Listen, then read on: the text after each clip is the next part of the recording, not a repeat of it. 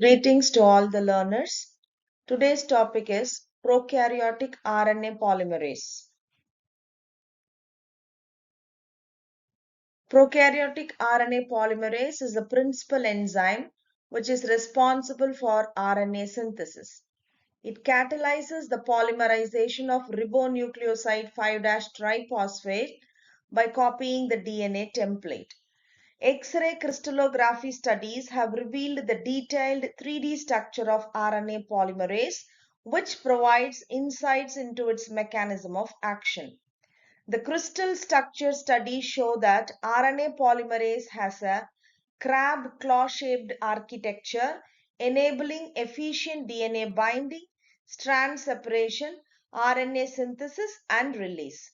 This conserved structure highlights the fundamental and universal nature of transcription in prokaryotes. This slide shows the class structure of RNA polymerase with 5 subunits, that is 2 alpha subunit, beta subunit, beta prime subunit, omega, and the sigma factor. The complete, what we call it as the holoenzyme in E. coli, has a molecular weight of about 460 kilodaltons. The holoenzyme is made up of 2 alpha subunits, beta, beta prime, omega, and the sigma factor. Without the sigma factor, the RNA polymerase enzyme is called as a core enzyme and it is inactive. This slide shows the genes that are responsible for the synthesis of these various subunits and the molecular weight of the various subunits. Each alpha subunit is made up of 37 kilodaltons and beta subunit is 151 kilodaltons, beta prime is 155, rho factor is 18 to 70 and omega is 10 kilodaltons. So the overall weight of the mass of this RNA polymerase enzyme in E. coli is 460 kilodaltons. Beta and beta prime has the larger mass contributing to the entire structure of this RNA polymerase. Getting into the details of these various subunits in the RNA polymerase, the beta and beta prime subunits form the core of RNA polymerase and are mainly responsible for RNA synthesis. They make up most of the enzyme's mass.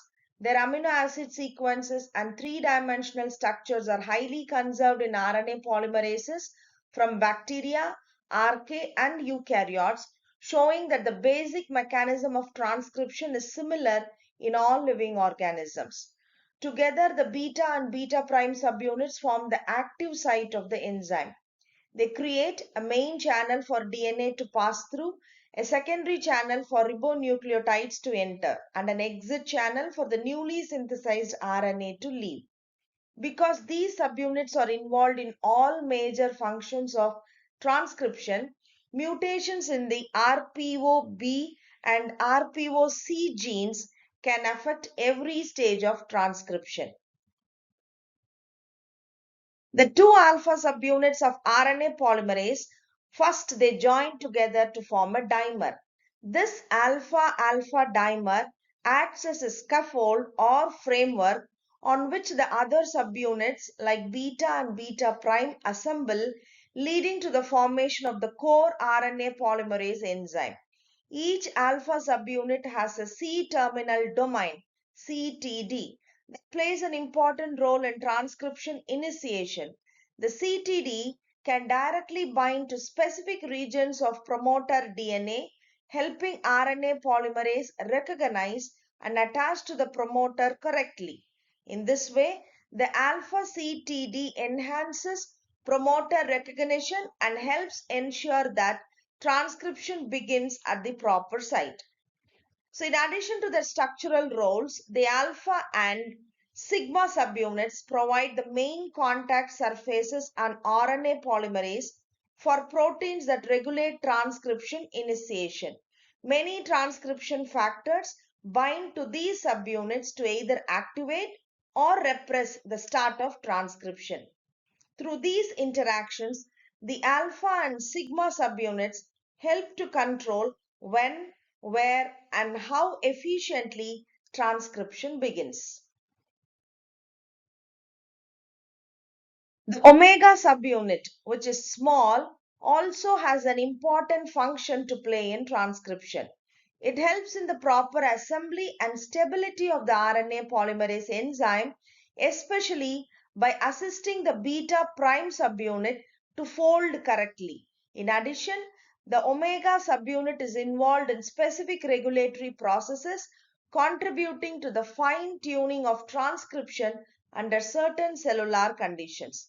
The sigma subunit of RNA polymerase plays a key role in promoter recognition. It helps the RNA polymerase identify and bind to specific DNA sequences called promoters, which mark the starting point of transcription. The sigma subunit recognizes conserved promoter elements such as -10 and -35 regions and positions the RNA polymerase correctly at the transcription start site. By guiding RNA polymerase to the correct promoter, the sigma subunit ensures the transcription begins at the proper location and in the correct direction. Once transcription is initiated and the RNA chain begins to elongate, the sigma subunit usually dissociates from the core enzyme, allowing the RNA polymerase to continue RNA synthesis efficiently. Each E. coli contains about 7,000 RNA polymerase molecules and between 2,000 and 5,000 of which may be actively involved in transcription at any one time. Thank you all.